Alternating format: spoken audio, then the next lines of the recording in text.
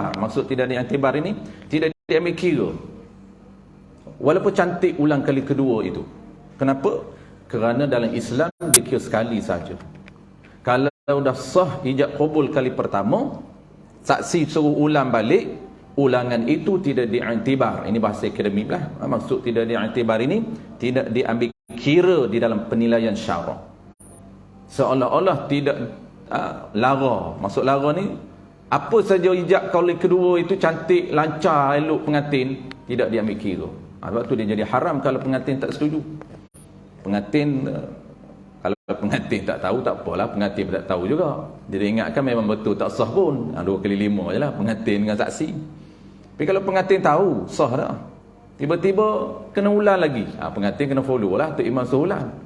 Pengantin tarik muka lain, dia kata yang saya mengaji sah, kenapa nak kena ulang? Dia tak nak bertelagah dalam majlis ilmu, majlis akad nikah tu, dia follow je. Follow dan kan dia tak reda, haram ke atas orang yang suruh ulang balik.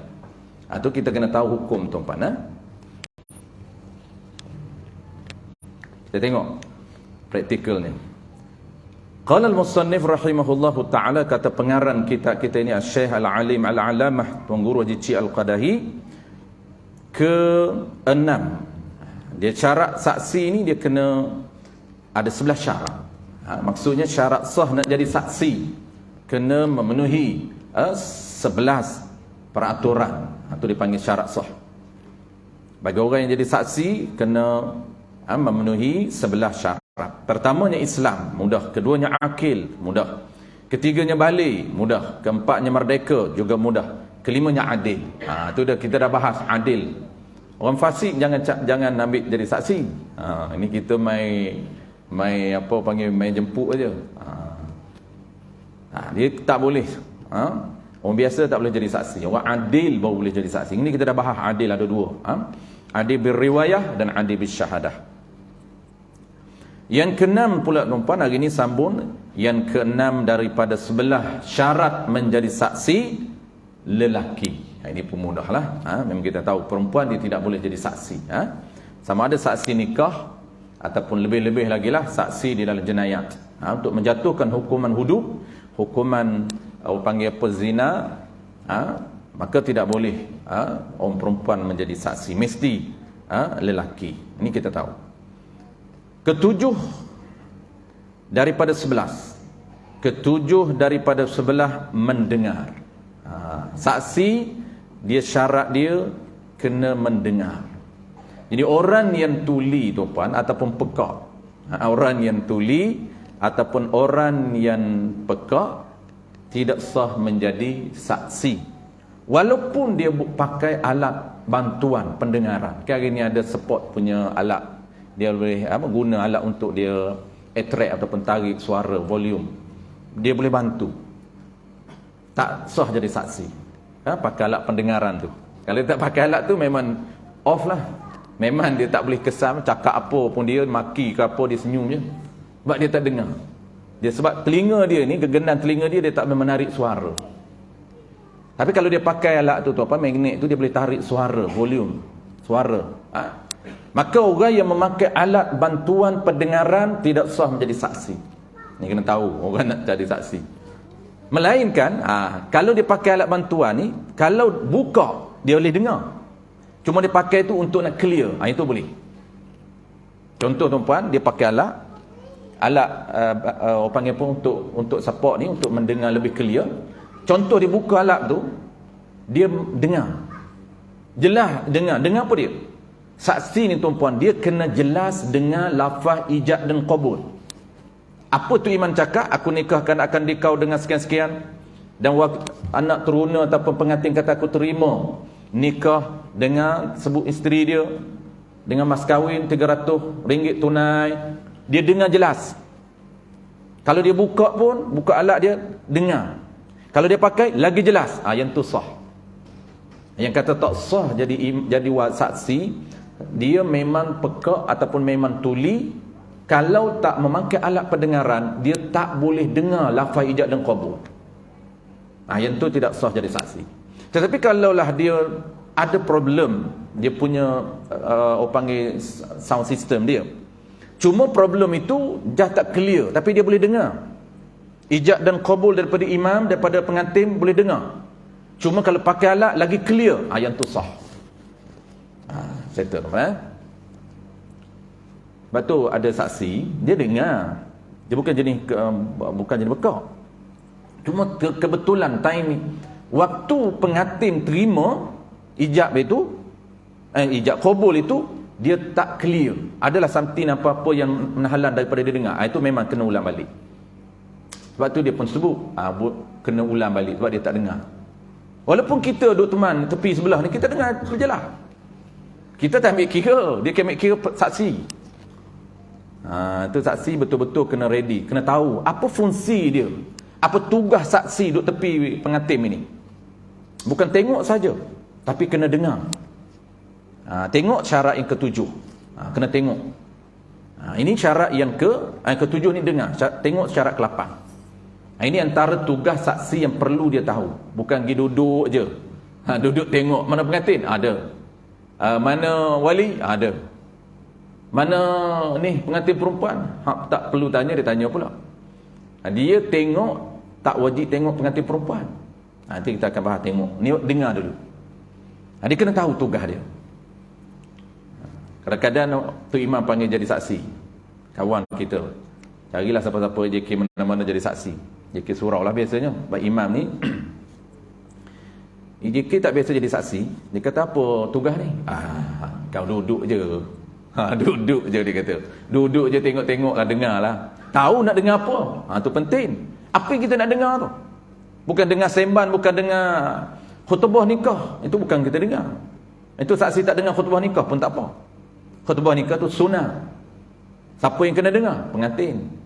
Sunnah, dengar. Tak wajib. Tapi kalau saksi, dia nak menjadi saksi, kena tahu tugas. Kalau tak tahu, jangan terima job tu. Saya tak tahu. Jadi tawaduk lah. Biarlah RM60 pun. 100 sekarang ni. Sekali salam, RM100 saksi. Jangan lumayan sekali ni.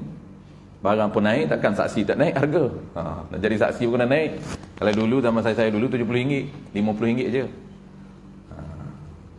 Nak kena menikah, hampir setiap minggu menikah. Itu lumayan juga saksi pun. 1 minggu 2 kali pengantin, 200. Ahad 200, Sabtu 200. Jadi jangan nampak dia angka saja, kena nampak tugas. Sebab ini orang panggil apa? Agama. Apabila urusan agama, kita jangan mudah. Urusan agama kena tengok dulu tanggungjawab kita, supaya kita boleh laksanakan, tunaikan tanggungjawab kita.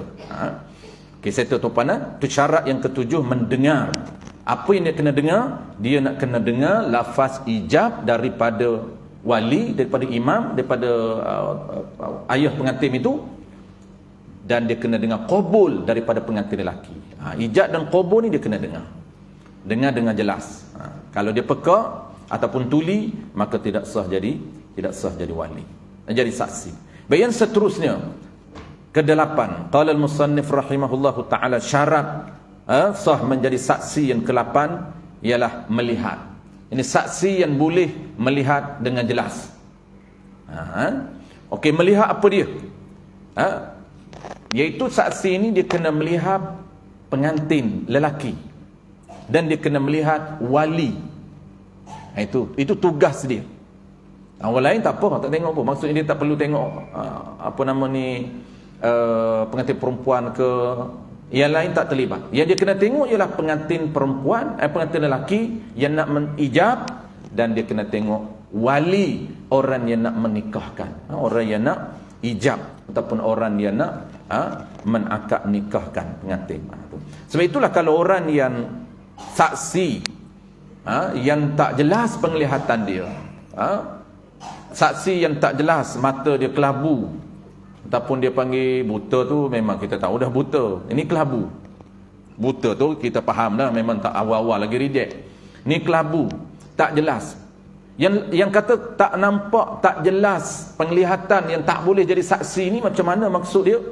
Maksud dianya, kalaulah dia tengok penglihatan dia ni, yang kata kelabu ini, dia tak clear rupa saksi, rupa pengantin lelaki dan rupa wali, tak clear.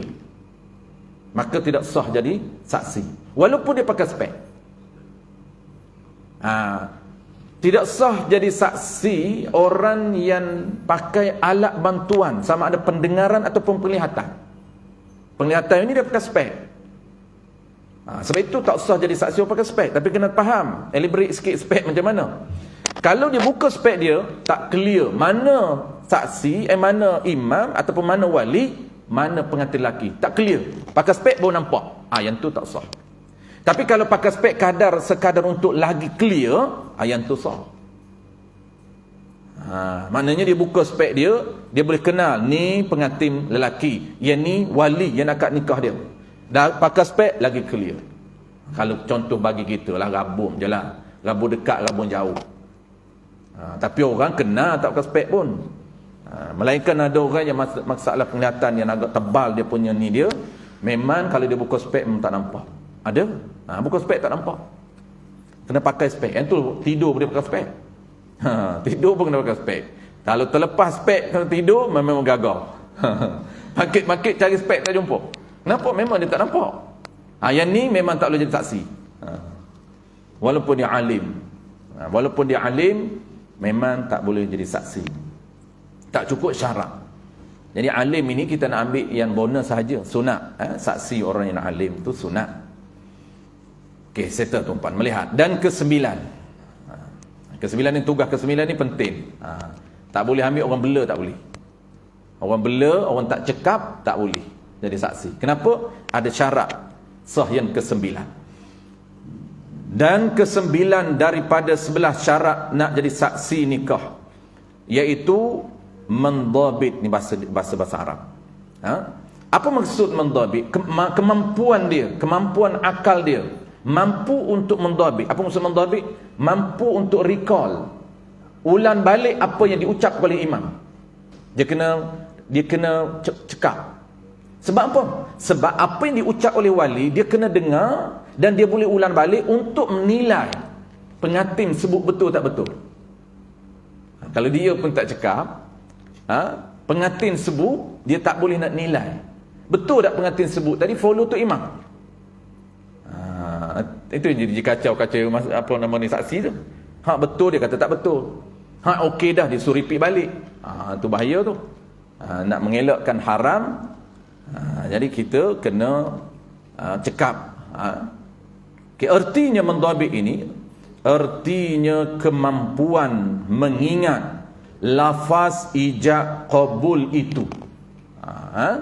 Jadi saksi dia kena cekap, ingat apa yang wali ucapkan. Contoh tuan-puan, contoh. Wali kata skrip, dan saksi ni tuan-puan, imam dengan saksi dia tak boleh ikut, dia kena tahu dua-dua. Asas sekali ni, induknya dia kena tahu ilmu ataupun syarat sah ijab qabul dari sudut Islam. Yang kedua barulah dia follow skrip. Kadang-kadang skrip tu untuk cantik, skrip jaiz ni tuan-puan, untuk mencantikkan. Tapi jangan kita ikut 100%, boleh menyusahkan pihak pengantin. Kalaulah dia tinggal sedikit domir dan sebagainya, kata nama dan sebagainya, dari perspektif Islamnya, dari sudut syarat sah ijab dan qabulnya sah. Cuma tak ikut skrip jaiz, tertinggal 2-3 patah, jangan kita menghukumkan tidak sah. Itu kena ada dua-dua. Ilmu induk kita kena ada, dan skrip jaiz pun kita kena tahu. Kalau dia follow 100% skrip jaiz, kadang-kadang sikit saja pengantin tersilap. Kalau dari sudut syarat sah ijab qabul sah, cuma dia suruh ulang balik. Di sini berlaku hukum, implikasi hukum. Apa hukum dia? Dah sah dah pengantin tu ijab, tapi dia suruh ulang balik. Ini haram kalau pengantin tak setuju. Kalau pengantin ulang dalam keadaan dia tak redha, dia tak setuju, pengantin tak ada ilmu, pengantin kata saya dah ulang, dah sebut sah ijab qabul, tertinggal sikit saja. Contoh-contoh tuan-puan, dia lafaz ijab paling simple, sebut dalam banyak-banyak kitab. Qabiltu nikahuha, paling simple. Tu dia panggil jawab ijab yang paling pendek. Dia beza dengan jual beli. Ijab jual beli ya saja, paling pendek. Ijab jual beli dia ada 3 skrip. Beza jual beli dia beza dengan ijab qabul dalam bab nikah. Dalam bab nikah yang paling pendeknya ialah qabil tu nikahwa, iaitu aku terima akan nikahnya. Itu saja. Paling pendek. Aku terima akan nikahnya. Tak sebut nama isteri, tak sebut mas kahwin, tapi dia tahu. Ini yang orang panggil apa? Skrip yang paling pendek menurut syarat sah syarak. Jaiz tak ada. Kalau jaiznya tuan-puan, aku terima nikah dengan Aminah binti Abdullah dengan mas kahwin RM300 tunai. Itu komplit. Jadi ini skrip yang komplit. Kalau dalam Islam skrip yang komplit tuan-puan, aku terima nikah dengan, sama juga. Dia skrip jaiz dengan skrip Islamik itu sama tuan-puan, syarat sah sama, memenuhi syarat sah. Cuma tuan-puan, ada isu saya biasa dengar, kalau pengantin tertambah macam mana? Asalnya tuan-puan, aku terima nikahnya tidak ada, sebab dia sebut isteri. Yang komplit ni tuan-puan, yang skrip panjang ni, bukan pendek. Kalau pendek, aku terima nikahnya. Nya tu apa? Nya tu kembali pada isteri. Dia dah tahu isteri dia. Tak sebut nama isteri, sah, kerana dia dah tahu isteri dia. Tak sebut mas kahwin, sah, kerana dia tahu mas kahwin berapa. Itu paling pendek, tapi jarang orang buat paling pendek. Jaiz kena ikut yang skrip yang panjang. Skrip panjang tuan, aku terima nikah dengan, sebut nama isteri, dengan Aminah binti Abdullah dengan mas kahwin sebanyak sekian-sekian lah. Okey, contohnya pengantin dia kata aku terima nikahnya dengan isterinya, dengan Aminah binti Abdullah dengan mas kahwin RM300 tunai. Sah ke tidak? Jawab dia sah tuan-tuan. Walaupun dia tertambahnya di belakang. Nya di belakang itu di dalam istilah akademiknya dipanggil lara. Maksud kata nama itu kembali balik kepada isteri asal, tapi oleh kerana dia datangkan nama isteri, tak perlu guna kata nama. Tapi tiba-tiba dia guna kata nama dan dia bawa nama isteri dia juga. Maka tuan-puan, walaupun dia sebut kata nama dan dia sebut nama isteri dia, tetap sah, tak menjejaskan. Tetapi kalau orang saksi yang tak faham tuan-puan syarat sah, dia akan usul ulang. Kenapa? Kerana dalam skrip tidak ada nyo. Ini saya kata, perkataan sedikit yang boleh menyusahkan pengantin, tak menjejaskan syarak, dia menyusahkan pengantin dan dia ada implikasi hukum. Kalau pengantin tu ada ilmu, pengantin tu tahu, walaupun saya tambahnya tapi sah ijab qabul ini, tiba-tiba iman suruh ulang. Ini ada hukum haram kata iman kalau pengantin tak suruh ulang. Kenapa? Kerana pengantin ulang kali kedua tuan, tidak diambil kira kali kedua. Walaupun kali kedua lancar, kali kedua dia ulang macam mana? Saya terima nikah dengan, tak ada nya. Saya terima nikah dengan Aminah binti Abdullah dengan mas kahwin RM300 tunai. Okey, imam kata, ni baru cun, tak ada nya. Imam pun 2 kali 5 juga dengan saksi. Sebab apa? Sebab imam ni tuan-puan, dia tengok skrip. Ya betul, skrip itu kita kena follow, tetapi jangan sampai orang panggil straight tu, orang panggil apa, memang betul-betul nak formal betul. Itu dia jadi menyusahkan tu. Sedikit tu tidak menjejaskan. Ini dipanggil, dalam kita akan belajar bulan depan, syarat sah ijab qabul. Macam mana perkataan ijab qabul? Apa perkataan yang tak boleh masukkan dari ijab qabul? Boleh membatalkan ijab qabul, kena ulang balik. Maka kalau dia masukkan kata namanya saja, walaupun dia bawa data nama isterinya, tidak menjejaskan lafaz ijab qabul, sah ijab qabul itu. Apabila ijab qabul dah sah tuan-puan, dia suruh repeat balik, maka kali kedua itu dalam bahasa akademiknya dia panggil lara. Apa maksud lara? Seolah-olah ijab qabul kali kedua tu walaupun lancar, tidak diambil kira. Yang sahnya yang first tadi. Kali kedua tu lancar pun tuan-puan, tidak diambil kira. Sedangkan imam kata yang kedua tu sahnya. Itu bahaya tuan-puan.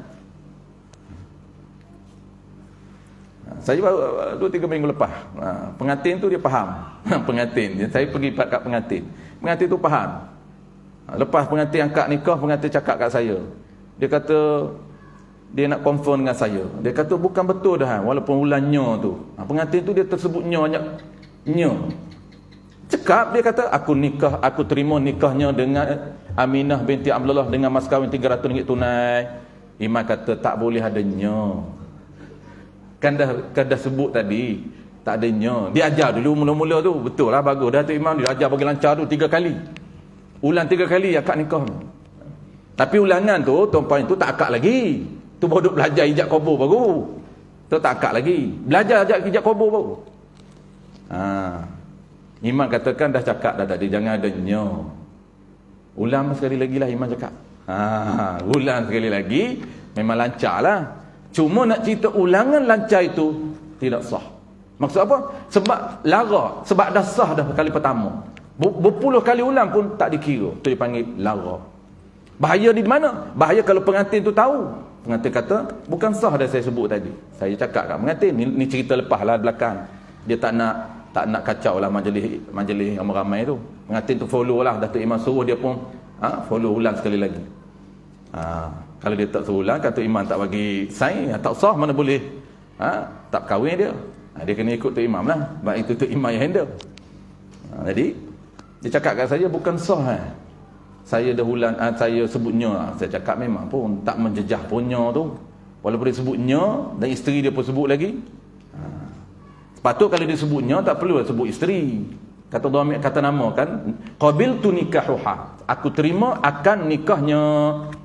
Apabila kata nama ada tak perlu dah sebut nama isteri. Tapi dalam skrip jaiz dia tak guna yang ringkas, dia guna yang komplit. Dia kena ada nama isteri, dia kena ada mas kahwin. Sebab tu dalam jaiz punya aku terima nikah, jangan bunyi. Sebab dah anda nama isteri, aku terima nikah dengan isteri dia lah, dengan Aminah binti Abdullah. Habis tuan-tuan seterusnya. Qala al-musannif rahimahullahu ta'ala. Dan akad nikah ni tuan-puan, dia boleh wakil. Kita jarang wakil. Tak berlaku mungkin tempat kita ni wakil. Dia boleh wakil. Dia takut wakil ni. Kalau tu iman tu pengantin kan ada jenis 3 kali tak boleh, 4 kali tak boleh, dia kelam dah. Dia duduk nervous ni. Kita pun tuan-puan, orang tak akad kita je ni duduk hafal ni mulut ni. Cuba kita sendiri. Kacau juga. Ni duduk cekap lah ni. Dah kita tak, bukan kita sendiri.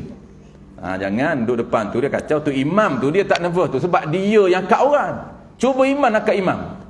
Kacau juga dia pun. Jadi kalaulah berlakunya pengantin ni dia bela tuan-puan, tak boleh dah. Kali pertama dia okey, kali kedua mula bela. Tak ingat dah. Dia boleh wakil pada orang. Carilah siapa-siapa yang cekak. Kawan ramai tu cekak tu. Boleh tak tolong nak terima nikah saya? Saya ni tak tahu dah bela dah ni. Boleh. Tapi jarang buat tuan-puan. Biasanya wali wakil pada imam. Itu biasa buat. Dia sunat ni anak, kalau kita ada anak perempuan tuan-puan, tak perlu wakil pada imam. Sunat kita sendiri. Dapat pahala bonus. Pahala sunat. Sunat bapa itu nikahkan sendiri anaknya. Kan payah pun. Hapalah skrip tu. Ni macam jual beli je tuan-puan. Bukan payah je. Kita ni tak biasa. Dia rasa macam payah tu kan. Macam susah sangat nak akad nikah. Kena wakil tu imam, saya tak kerti. Tu ramai bapa ni pakat wakil pada imam. Wakil pada imam boleh sah. Harus. Cuma sunat wali nikahkan sendiri. Dapat pahala bonus, pahala sunat. Dan sunat juga pengantin terima sendiri. Tapi dia boleh wakil pada orang. Dia boleh wakil. Tapi walaupun kita ni boleh wakil pada orang, sunat kita sendiri yang terima. Habis. Dan wakil ni tak semestinya kita ada dalam tu. Sebab tu ramai tuan-puan ada isu dulu. Tuan-puan biasa dengar tak? Anak kita belajar di luar negara, di Mesir. Orang dulu biasa buat. Pengantin tu duduk di Mesir tu. Bapak dia kahwinkan di rumah dia ni. Di Kelantan ni. Boleh. Wakil lah. Pengantin tak ada. Pengantin tak ada dalam majlis akad nikah. Boleh. Habis. Seterusnya. Qala al-musannif rahimahullahu ta'ala. Dan syarat yang ke-10 daripada 11 syarat. Ke-10 mengerti bahasa ijab dan qabul. Ini memahami. Dia kena faham lah. Memahami, saksi kena memahami bahasa yang digunakan oleh wali ijab dan bahasa yang digunakan oleh pengantin qabul. Lepas tu dia kena faham. Kalau wali tu dalam bahasa Arab, dia kena faham bahasa Arab. Kalau wali tu guna bahasa Melayu, dia kena faham bahasa Melayu. Dia kena cari saksi yang faham bahasa Melayu. Tak semestinya saksi ni orang Melayu lah. Boleh panggil saksi orang Arab, cuma dia faham bahasa Arab, dia faham bahasa Melayu.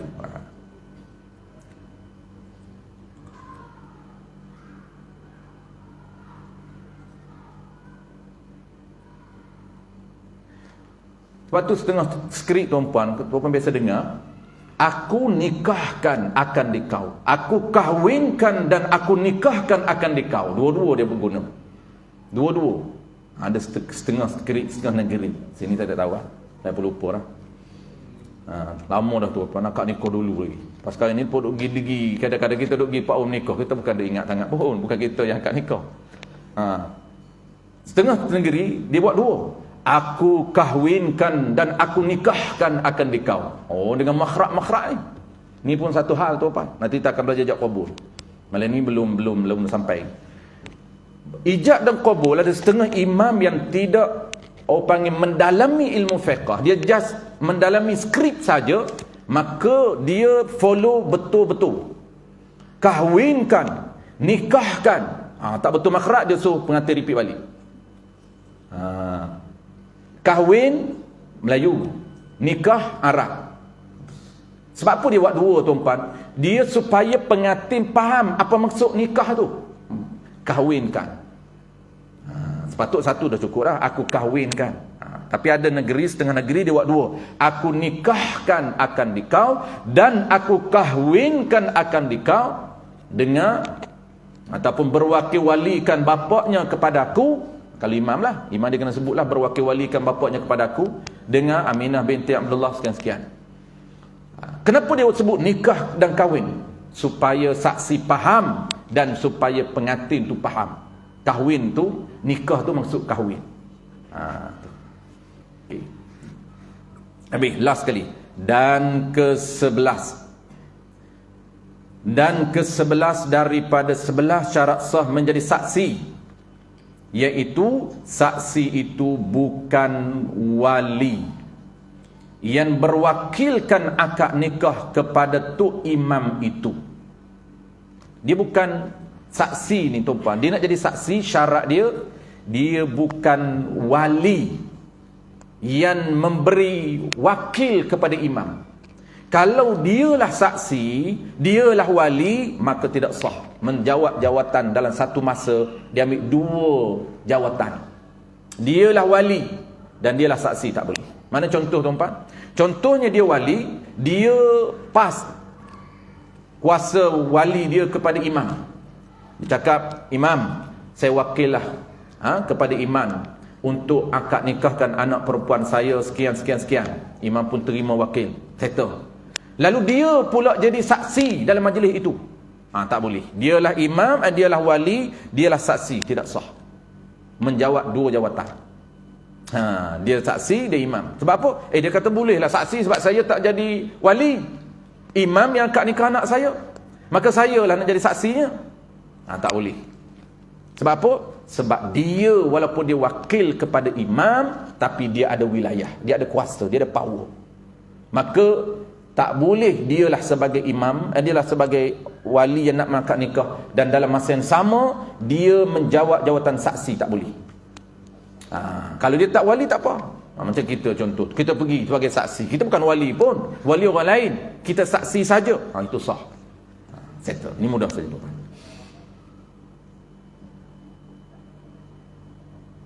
Adapun lelaki yang hendak jadi suami itu, maka syarat 5 perkara. Baik, masuk tajuk baru.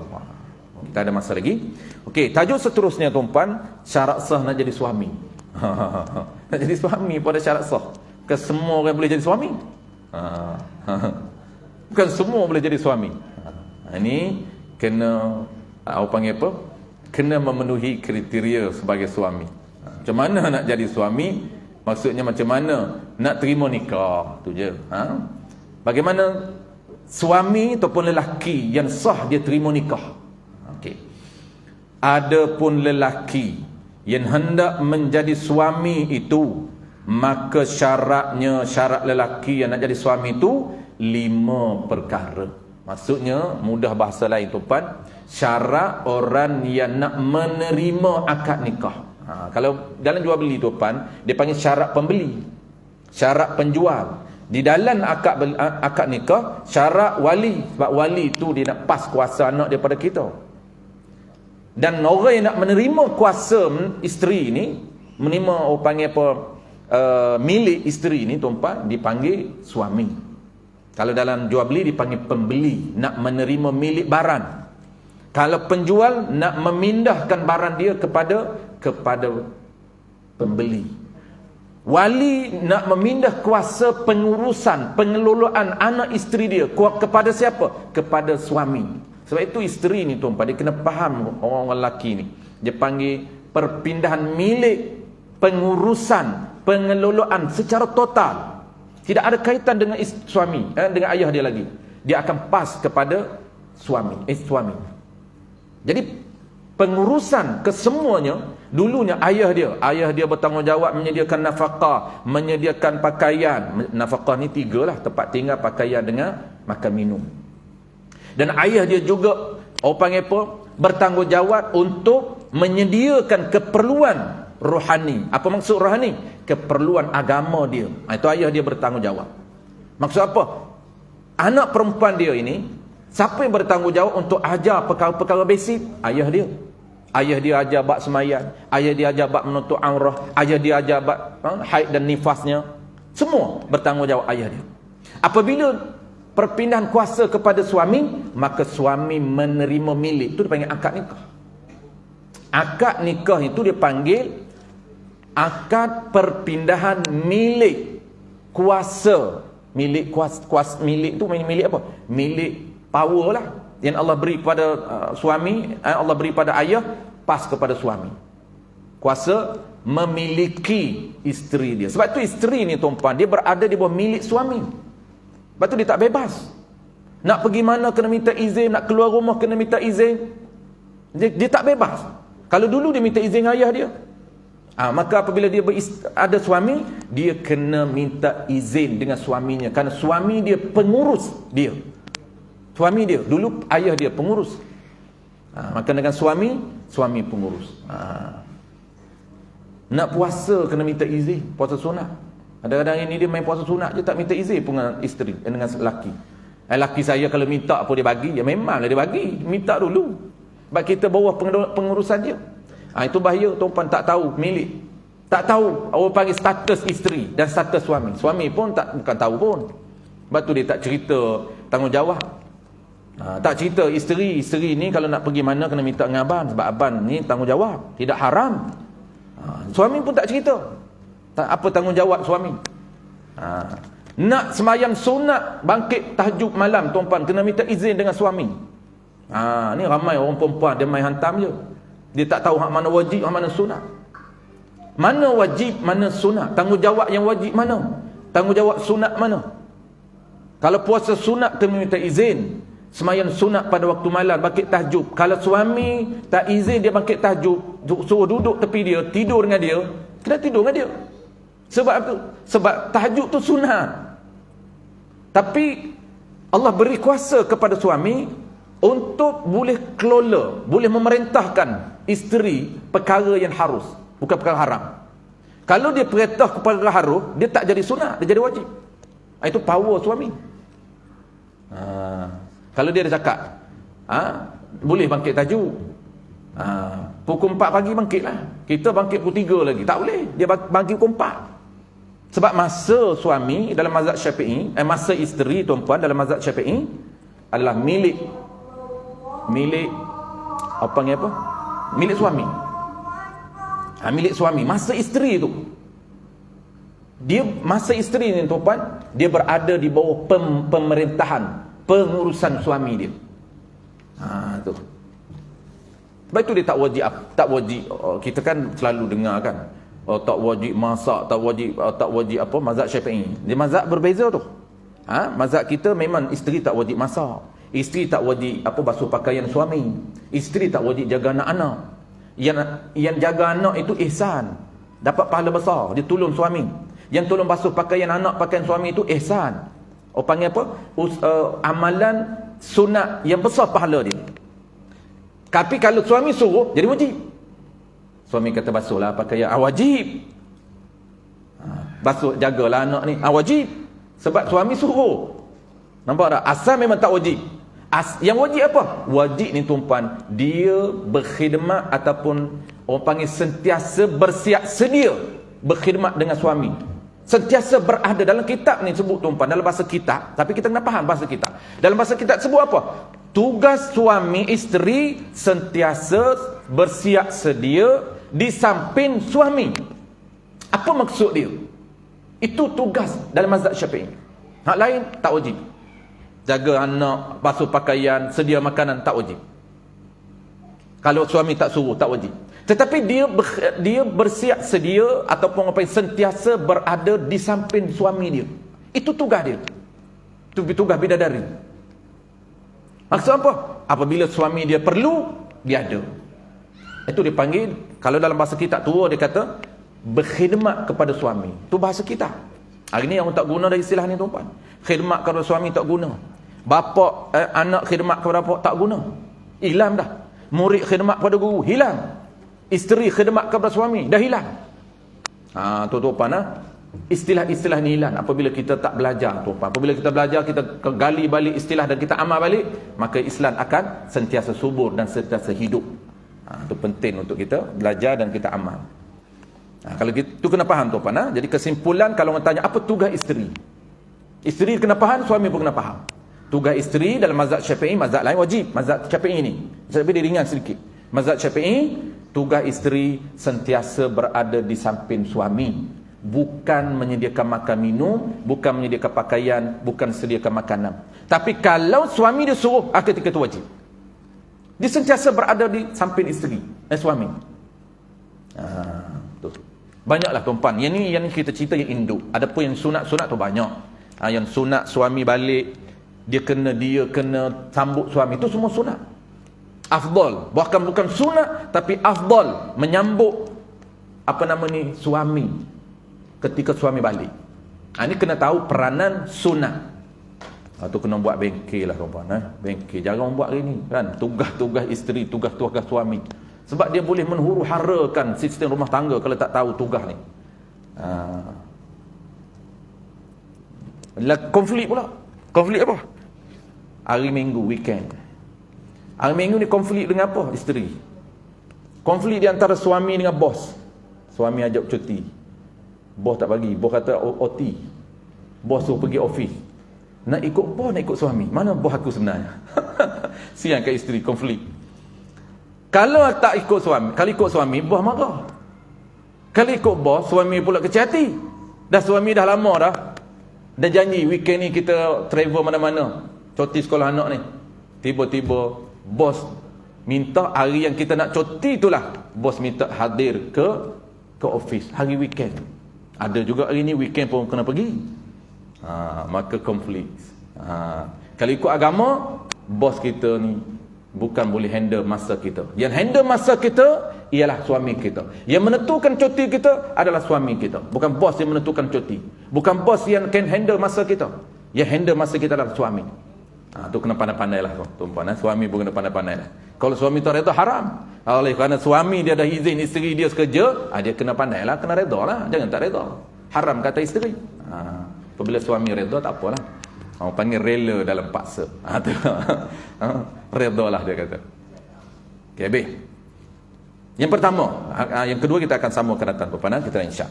Okay, yang pertama, nak jadi saksi yang pertama, nak jadi suami yang pertama, ta'ayyun, ia suami. Artinya tertentu ia suami. Lelaki yang nak jadi suami ni mesti dia kena tentu. Mana tentu dimaksud tuan-puan? Yang mana tentu dulu? Orang mana, lelaki mana yang nak jadi suami? Dia kena tentu. Ini isu apa? Isu akad nikah.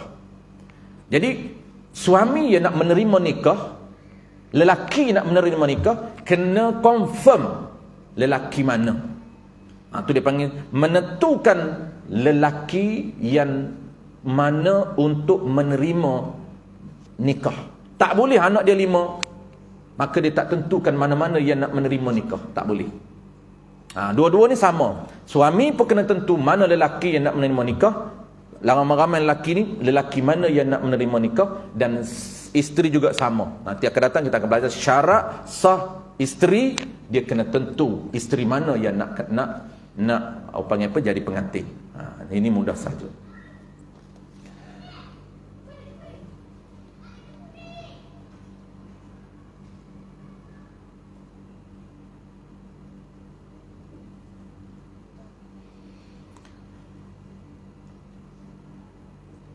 Yang tu mudah juga itu, tuan-puan. Yang kedua tu tak perlu detail, tak perlu hurai. Yang kedua tu saksi nak jadi suami, yang ni kita tak hurai, tuan-puan. Minggu depan tu kita hurai nombor 3 terus. Bulan depan kita akan sambung nombor 3 terus. Sebab nombor 2 ni mudah. Apa dia nombor 2? Nak jadi suami itu dengan syarat dia tidak berada dalam ihram. Jadi masa kita buat ngerja umrah, tuan-puan, kalau kita dalam ihram, dalam tempoh ihram haji dan umrah, tidak boleh angkat nikah. Tak boleh kita menerima nikah walaupun nak wakil. Biasanya orang tak tahu dia nak wakil, tak boleh. Wakil pun tak boleh. Kenapa? Kerana dia tidak ada wilayah. Dia tidak ada kuasa pada syarak.